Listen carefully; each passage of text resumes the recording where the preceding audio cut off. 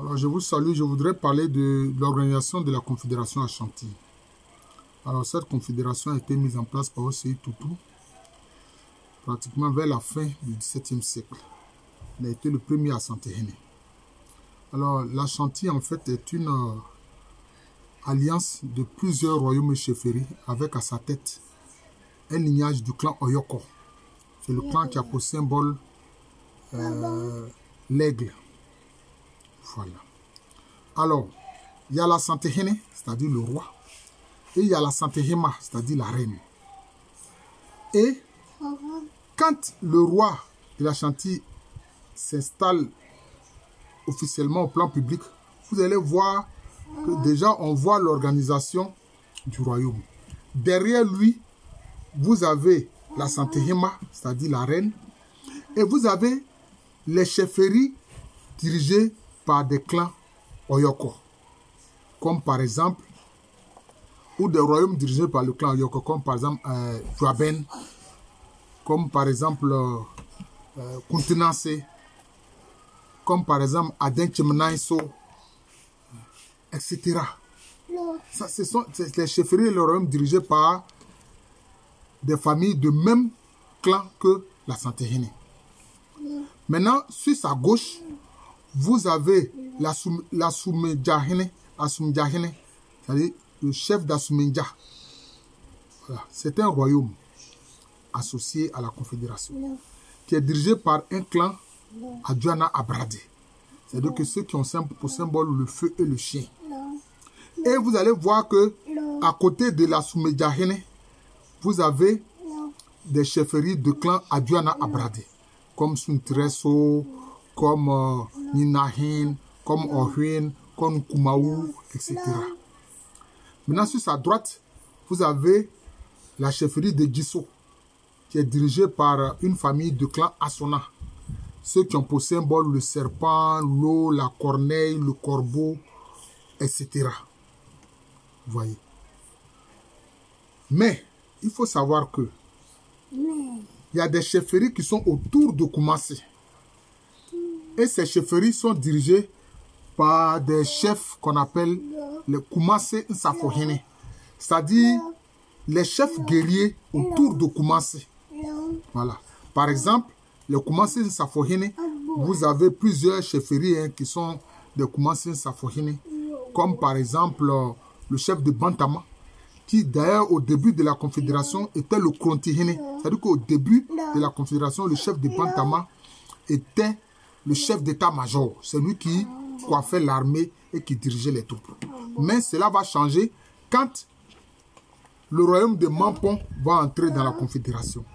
Maintenant, c'est la santé Mampon qui est le Krontihene de la Confédération. Lui, il est du clan Bretou. Le clan Bretou. Le clan qui a pour symbole le buffle, la biche, et puis aussi les perles. Ailleurs, ce clan est appelé Ekuona Ahene. Mais en Ashanti, cela s'appelle Bretou. D'ailleurs, anciennement, ce clan était appelé Tena. Voilà, donc c'est comme ça. Et puis, donc, il y a plusieurs chefferies qui font partie des Koumassi Nsafohene. Par exemple, Kumaou fait partie des Koumassi Nsafohene. C'est-à-dire que ce sont les chefferies qui ne sont pas loin de Koumassi, comme Apremso, etc. Voilà. Comme Suntireso, etc. Ces chefferies qui ne sont pas loin de Koumassi forment ces chefs guerriers qu'on appelle Koumassi Nsafohene. Voilà. Maintenant, à côté de ceux-là, c'est comme un premier rayon qui protège le roi qui est dans la capitale Koumassi. Maintenant, le deuxième rayon, ce sont ceux qu'on appelle les Brempons. À l'origine, même Brempon, ça veut dire riche par excellence. Il reste tranquille, un pio. Ça veut dire riche par excellence. C'est ainsi que, par exemple, le chef de Mampon était Brempon. Le chef d'Asumendja est un Brempon. Le chef de Nsuta, qui est lui est du clan Odako, qui a pour symbole l'épervier, est un Brempon.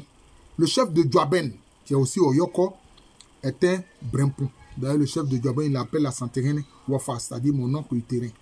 Donc, voilà comment les choses se passent. Par exemple, celui qui fait partie de l'avant-garde, c'est un clan qu'on appelle le clan Amakom. Et ils sont du clan Asene. Essene, qu'on appelle aussi Asokore, qu'on a Asokore. Voilà.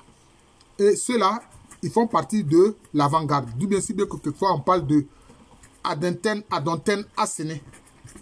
Adonten Asene. Adonten, c'est l'avant-garde. D'ailleurs, ce sont les parents maternels du deuxième Asantehene, c'est-à-dire Opokuware. Ce sont ses parents paternels, pardon. Ses parents paternels. Parce que son père s'appelle Doupani, c'est lui qui dirigeait Amakom. Voilà. Ce sont les parents paternels de Opokuware. Maintenant, vous avez des chefferies. Par exemple, il y a une chefferie qu'on appelle, il faut que je me rappelle le nom, Achimpemhene. La Chimpemhene, lui, c'est un chef guerrier, mais lui, il est issu, il est fils d'un roi Ashanti, ou bien d'un membre de la famille, un membre masculin de la famille royale Ashanti. C'est ça la Chimpemhene. D'ailleurs, le siège d'Achimpem qui s'était transmis non par lignée paternelle. Voilà. C'est Sabin, le premier fils d'Osei Tutu, qui a été le premier à occuper le siège de Achimpemhene. Vous voyez. Et puis maintenant, oh, puis on reste tranquille. Et puis maintenant, vous avez par exemple le Dadie Swabahene, qui fait partie d'ailleurs de Kumasin Safohene. Le Dadie Swabahene, lui, il utilisait comme arme les flèches empoisonnées, les flèches mortelles. Voilà. Mais il y avait des unités qu'on appelait Atuo. Je crois qu'il y avait près de 8 unités appelées Atuo, c'est-à-dire des fusiliers, donc des guerriers qui savent manier le fusil.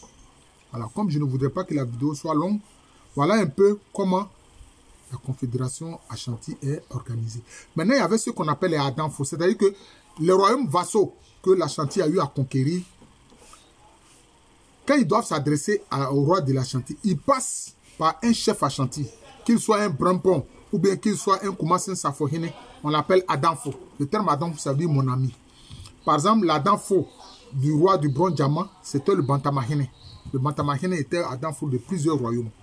Voilà. D'autres, ils avaient pour Adanfo, par exemple, le Dadie Swabahene, etc. Ça dépendait. Donc, voilà un peu comment la Confédération Ashanti est organisée. C'est une confédération qui est essentiellement militaire guerrière. D'ailleurs, le roi Ashanti lui-même, c'est un chef guerrier. Voilà, c'est un roi guerrier. Voilà.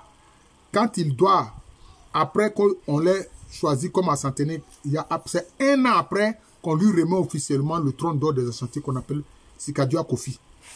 Et pendant cette cérémonie qu'ils appellent le couronnement, il vient devant ses troupes, devant les chefs, etc. Et puis il tire un coup de fusil en l'air.